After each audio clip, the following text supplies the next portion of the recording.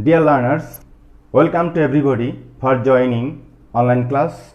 I hope everybody is hale and hearty. Some of my students have requested me to discuss and clarify the topic phrase and clause. So, to fulfill the demand of my students, today I have selected my topic phrase and clause. Dear learners, come to the point. Phrase. What is phrase? A phrase is a group of words giving or expressing a sense. It is a part of a big sentence. It has no subject and finite verb of its own. We find phrase has four characteristics or four features. Number one, a phrase is a group of words. Number two, a phrase is a part of a big sentence. Number three, a phrase gives or expresses a sense or a single meaning. Number four, a phrase has no subject and finite verb of its own. Next, come to the term clause. What is clause? A clause is also a group of words giving or expressing a complete sense of mind. It is a part of a big sentence. It has subject and finite verb of its own. A clause has also four characteristics or four features. A clause is a group of words. It gives a complete sense of mind. It is a part of a big sentence and it has subject and finite verb of its own. If we compare between phrase and clause, we find two similarities and two dissimilarities. What are the similarities between phrase and clause? The similarities between phrase and clause are that a phrase is a group of words, a clause is also a group of words. A phrase is a part of a big sentence, a clause is also a part of a big sentence. These two are the similarities between phrase and clause. But what are the dissimilarities?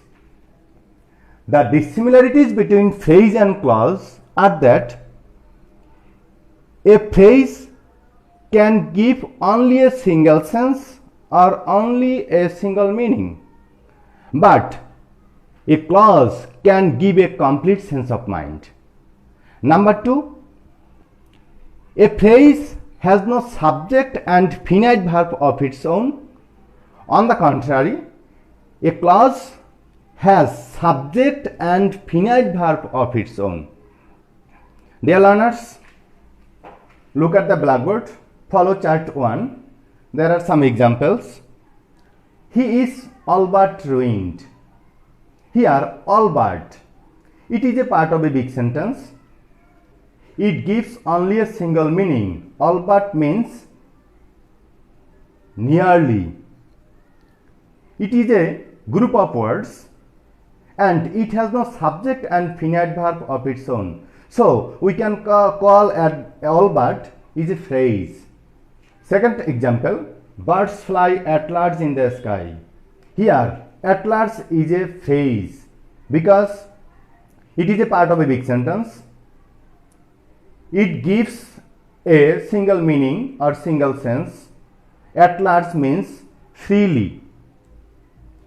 It is a group of words and it has no subject and finite verb of its own. So, here at large is also a phrase.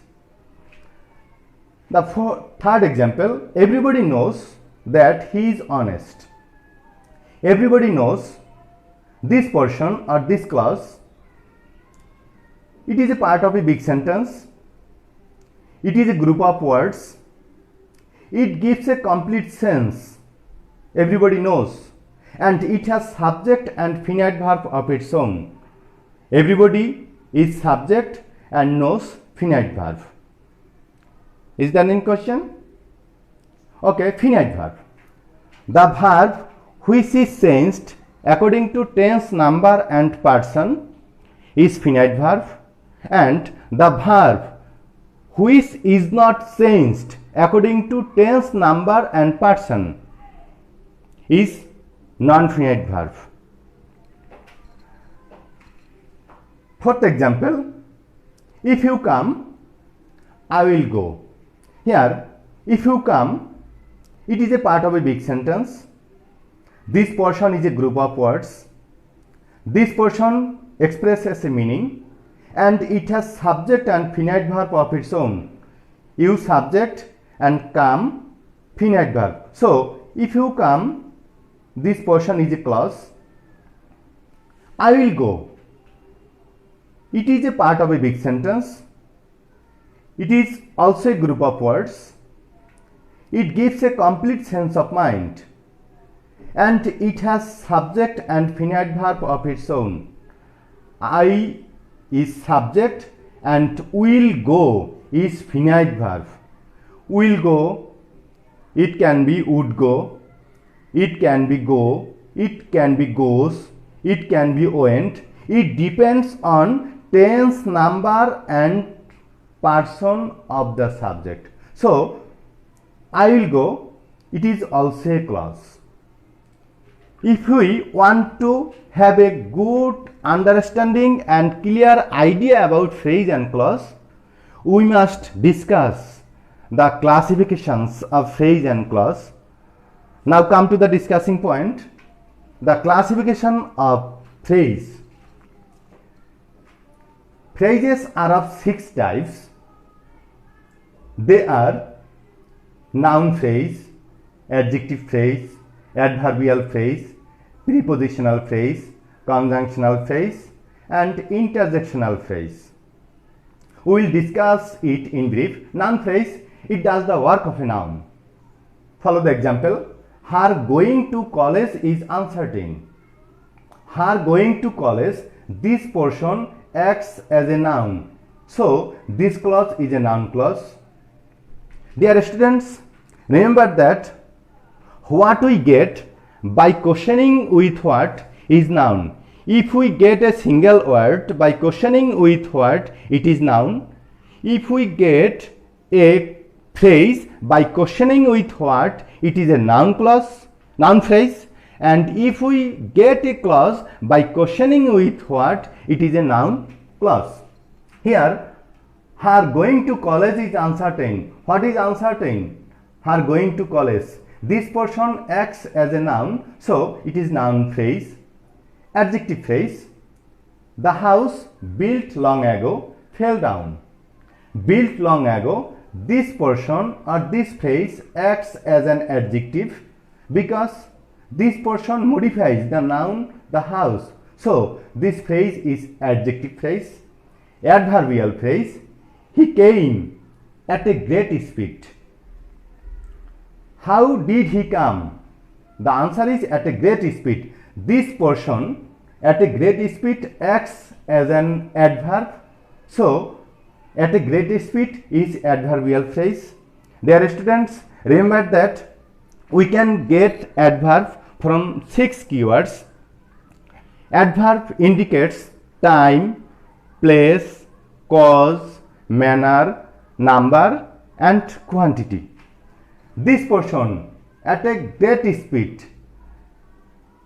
This portion indicates manner of the verb came. How did he come? The answer is at a great speed. So, this portion acts as an adverb. So, it is adverbial phrase.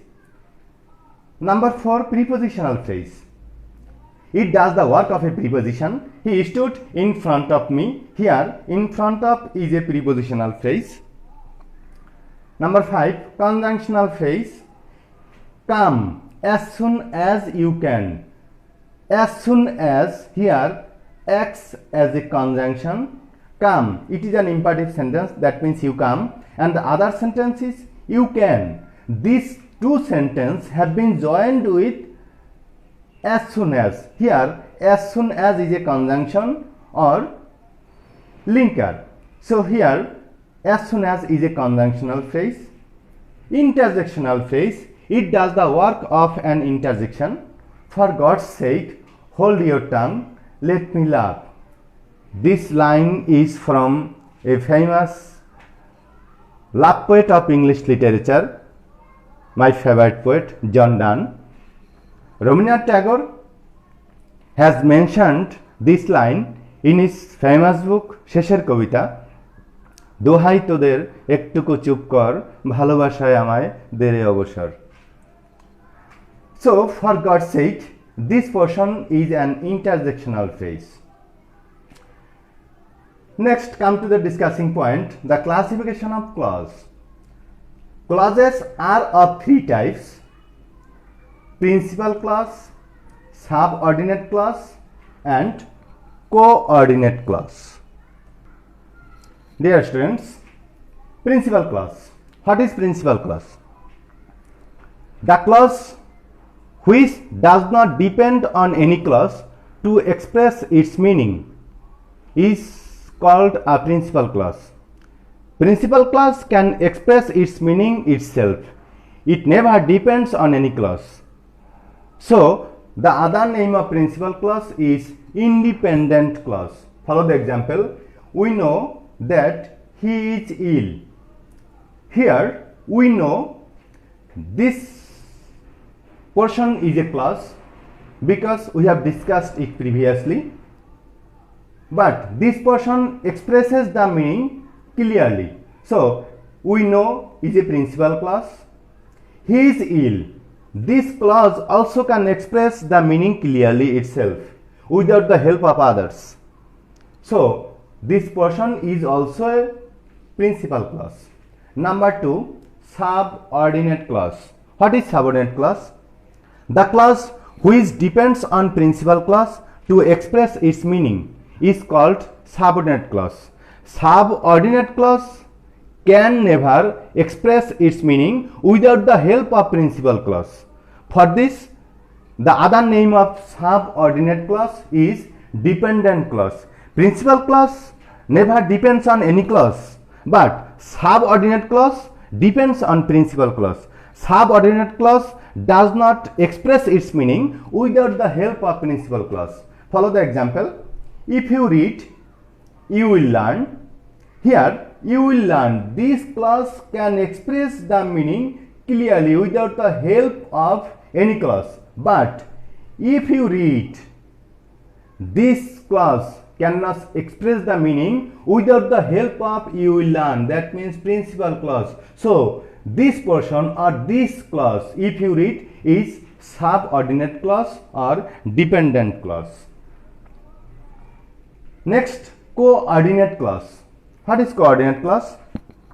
When two principal clauses are joined with and, but, or, lest, etc., they are called coordinate clause.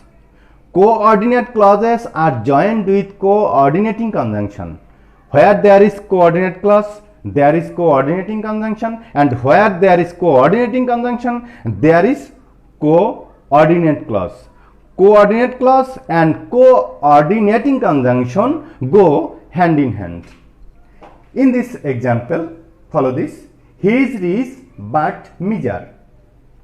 He is rich, he is meager.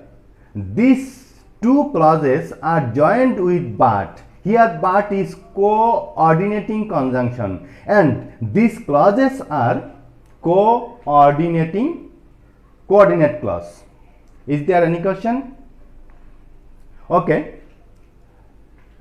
The full sentence can be he is rich but he is meager, but here we have omitted he is. Why? When two clauses are joined with and, but, or, etc., and if there is the same thing between the two clauses, then the common portion or the same portion will be omitted from the last clause. Dear learners, the subject and verb of the first clause is he is, and the subject and verb of the last clause is also he is. Here he is common. For this, he is omitted from the last clause. Okay, have you understood? Dear learners, we have discussed phrase and clause in brief. Now write some sentences as exercise. Identify the phrase and clause of the followings. You will write which type of phrase and which type of clause they belong. Since he was ill, he could not come to college. I like to play chess. What a pity. Tell me when he will come. He says that he will come. That is the man whom I saw. She is more beautiful than her sister. I know where he lives. There is an apple of discord between them. Life is not a bed of roses. These 10 sentences have been given as exercise for you. Dear learners, if there is any query and if there is any question, please question me online.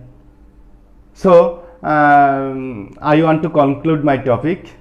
Thank you all, my dear students. Stay home, stay safe.